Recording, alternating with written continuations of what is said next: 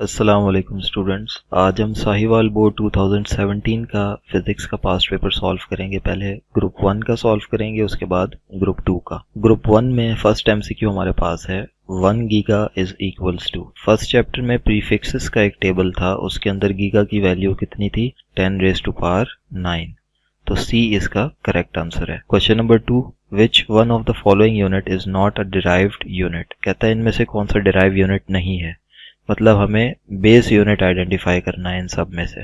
तो हम जानते हैं मैस का जो यूनिट है वो किलोग्राम होता है, इस वजह से किलोग्राम एक बेस यूनिट है, मतलब ये डिराइव्ड यूनिट नहीं है। बाकी पास्कल, न्यूटन और वॉट डिराइव्ड यूनिट्स हैं। Question number 3, the flying speed of a falcon is. Chapter number 2 के अंदर एक बॉक्स था, उसके अंदर फैल्कन की जो फ्लाइंग स्पीड है वो गिवन थी, जो कि 200 किलोमीटर पर आवर होती है।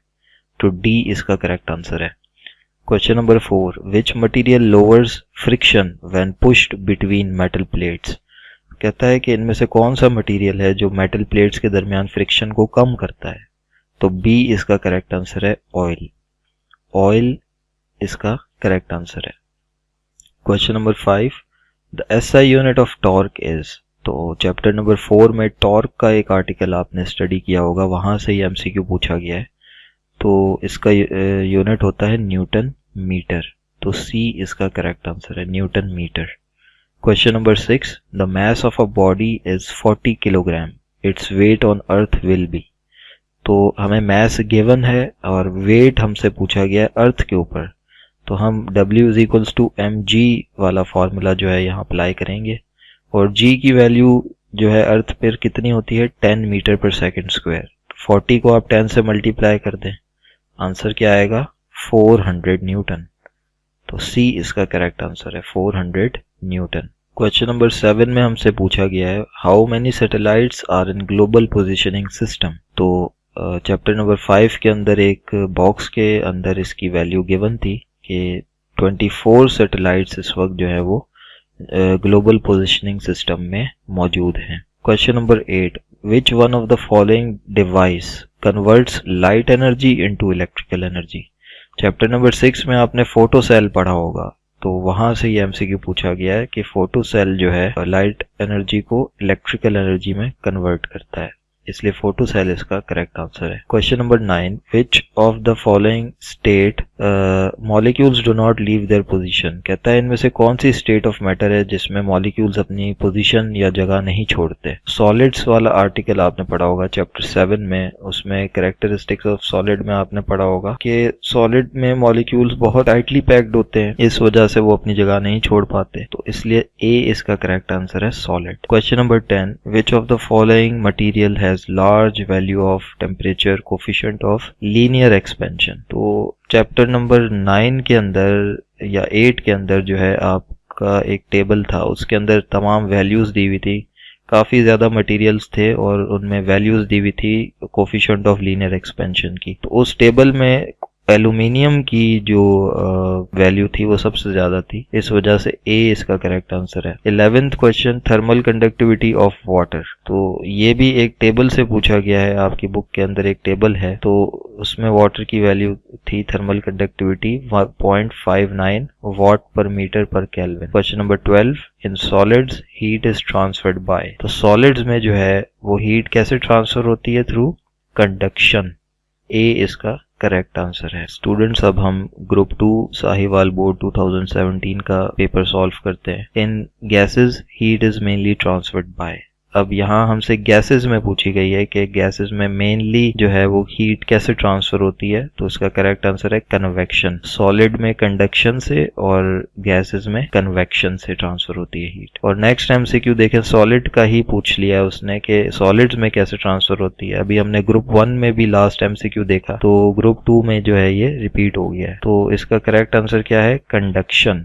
ठीक है, सॉलिड्स में हीट कंडक्शन से ट्रांसफर होती है। Question number 3, normal human body temperature, तो हम जानते हैं 37 डिग्री सेल्सियस होता है, चैप्टर 8 से एमसीक्यू पूछा गया है। Question number 4, in which of the following state molecules do not leave their position, ये भी अभी हमने देखा साहिवाल बोर्ड 2017 ग्रुप 1 में ये एमसीक्यू पूछा गया था कि कौन सी स्टेट ऑफ मैटर है जिसमें मॉलिक्यूल्स जगह नहीं छोड़ते अपनी, तो सॉलिड इसका करेक्ट आंसर है। चैप्टर नंबर 7 में कैरेक्टरिस्टिक्स ऑफ सॉलिड में आप पढ़ चुके हैं कि मॉलिक्यूल्स जो है टाइटली पैक्ड होते हैं और वो अपनी जगह सॉलिड्स में नहीं छोड़ते। क्वेश्चन नंबर 5 में कहता है work done will be zero when the angle between force and distance is, मतलब फोर्स और डिस्टेंस के दरमियान ऐसा कौन सा एंगल होना चाहिए कि वर्क डन हमारे पास जीरो आ जाए। तो देखें इसका फॉर्मूला होता है एफ एस कॉस थीटा, तो थीटा की वैल्यू और थीटा एंगल है, थीटा की वैल्यू अगर 90 हो जाती है तो फिर वर्क डन जीरो हो जाएगा। वो क्यों होगा, क्योंकि कॉस 90 जो है वो जीरो के इक्वल होता है। तो एफ और एस जब जीरो से मल्टीप्लाई होंगे, ठीक है, फोर्स और डिस्टेंस जब जीरो से मल्टीप्लाई होंगे तो फिर आंसर जो है टोटल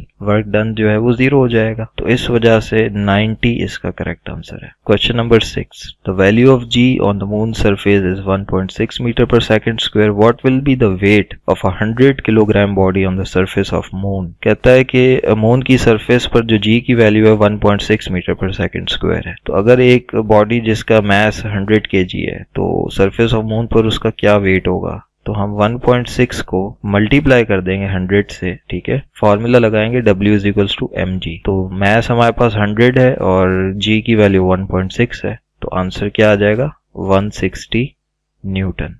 डी इसका करेक्ट आंसर है। क्वेश्चन नंबर 7 में हमें कहता है earth gravitational force of attraction vanishes at, कहता है अर्थ की ग्रेविटेशनल फोर्स ऑफ अट्रैक्शन कहां पर जाकर खत्म हो जाती है। तो बी इसका करेक्ट आंसर है इन्फिनिटी, इन्फिनिटी पे जाकर जो है वो ग्रेविटेशनल फोर्स वैनिश हो जाती है, खत्म हो जाती है तकरीबन। Question number 8, the number of perpendicular components of a force, chapter number 4 में रेजोल्यूशन ऑफ फोर्सेस का आर्टिकल था, वहां से ये एमसीक्यू पूछा गया है और 2 इसका करेक्ट आंसर है। परपेंडिकुलर कंपोनेंट्स किसी भी फोर्सेस के 2 होते हैं। Question number 9, which of the following is the unit of momentum, तो चैप्टर नंबर 3 में मोमेंटम वाले आर्टिकल से ये एमसीक्यू पूछा गया है। तो मोमेंटम का ऐसा यूनिट होता है न्यूटन सेकंड या किलोग्राम मीटर पर सेकंड, दोनों ही ठीक है, क्योंकि यहाँ पर किलोग्राम मीटर पर सेकंड नहीं है, kgms-1, तो इस वजह से फिर हमने न्यूटन सेकंड को जो है वो सिलेक्ट किया है। Question number 10, which of the following is vector quantity, इनमें से कहता है वेक्टर क्वांटिटी कौन सी है। तो स्केलर और वेक्टर का अगर आप कॉन्सेप्ट जानते हैं तो आप इसे हल कर सकते हैं। स्पीड, डिस्टेंस और पावर तीनों स्केलर क्वांटिटी हैं। तो चैप्टर नंबर 2 में एग्जांपल्स में भी मेंशन है कि डिस्प्लेसमेंट जो है वो वेक्टर क्वांटिटी है। चैप्टर नंबर 2 के अंदर वेक्टर्स वाले आर्टिकल में डिस्प्लेसमेंट जो है वो मेंशन है as an example of a vector quantity. Question number 11, which of the following unit is not a derived unit, तो चैप्टर नंबर 1 से ये एमसीक्यू पूछा गया है। डिराइव यूनिट कहता है इनमें से कौन सा नहीं है, किलोग्राम इसका करेक्ट आंसर है। किलोग्राम जो है वो किसका यूनिट है, मास का, और मास क्या है, एक बेस क्वांटिटी, और किलोग्राम क्या हो गया, बेस यूनिट। बाकी जो है पास्कल, न्यूटन और वॉट ये डिराइव्ड यूनिट्स हैं। Question number 12, measuring cylinder is used to measure, measuring cylinder क्या चीज नापने के लिए इस्तेमाल होता है। तो हम जानते हैं चैप्टर नंबर 1 में मेयरिंग सिलेंडर के आर्टिकल में हमें बताया गया था कि मेयरिंग सिलेंडर वॉल्यूम को मेयर करता है, इसलिए सी इसका करेक्ट आंसर है। तो स्टूडेंट्स आज हमने साहिवाल बोर्ड 2017 के ग्रुप 1 और ग्रुप 2 के पेपर सॉल्व किए हैं, और अगर आप बाकी सॉल्व पेपर्स स्टडी करना चाहते हैं तो मेरा चैनल विजिट करें।